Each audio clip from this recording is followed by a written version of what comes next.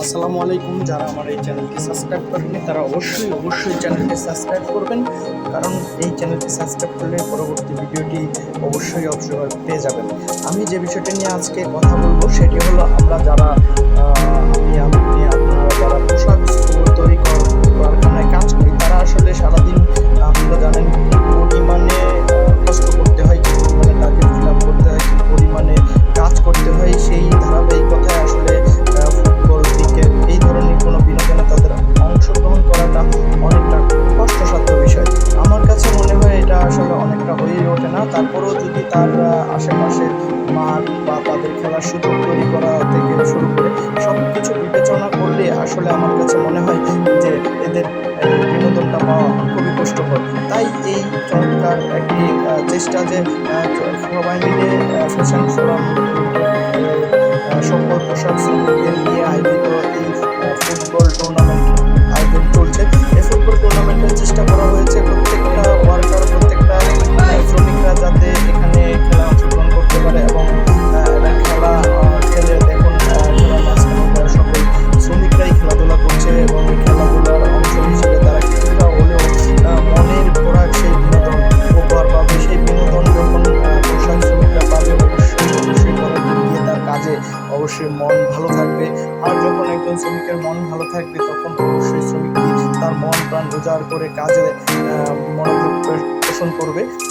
একটি খেলা উদ্বোধন করতে গিয়ে সেখানে ওই টিমের সর্বোচ্চ টিম ম্যানেজমেন্ট সকল কর্মকর্তারা শ্রমিকদের সাথে এসে সহমত পোষণ করেছে।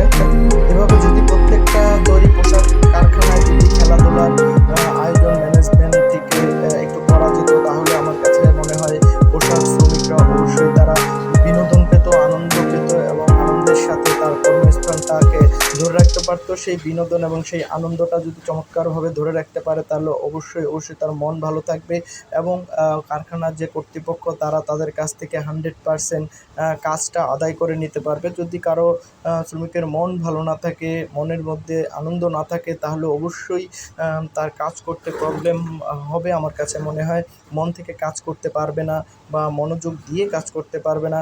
সেই জায়গাটায় ব্যতিক্রম আপনারা দেখতে পাচ্ছেন একজন পিএম এবং তার ফ্লোরের কোয়ালিটি ম্যানেজার এবং সকল ঊর্ধ্বতন কর্তৃপক্ষরাই উপস্থিত থেকে খেলাটি পরিচালনায় সহযোগিতা করছে।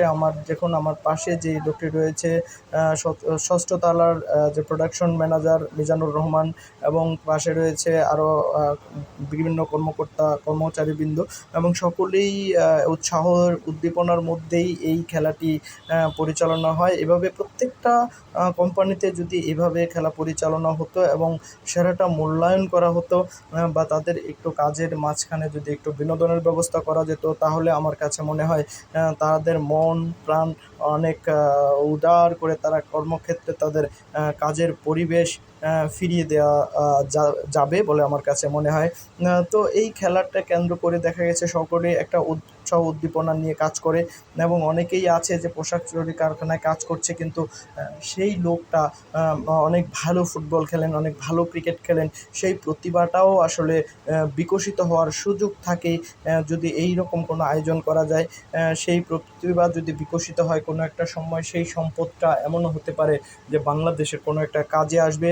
কার ভিতরে কি লুকিয়ে আছে, কার ভিতরে কি প্রতিভা আছে আমরা আসলে হয়তো বা জানি না যতক্ষণ পর্যন্ত সেই প্রতিভাটা প্রকাশিত না হয়। তাই প্রতিভা সবসময় আসলে প্রকাশিত নাও হতে পারে। প্রতিভা প্রকাশিত হওয়ার জন্য সবচেয়ে বড় যে গুরুত্বপূর্ণ যে বিষয়টি দরকার সেটা সুযোগ তৈরি করে দেওয়া। সুযোগটা একটা গুরুত্বপূর্ণ বিষয়। যদি আপনি এ বিষয়ে সুযোগ করে না দিতে পারেন তাহলে প্রতিভা বিকশিত হওয়ার আসলে কোনো সুযোগ থাকে না।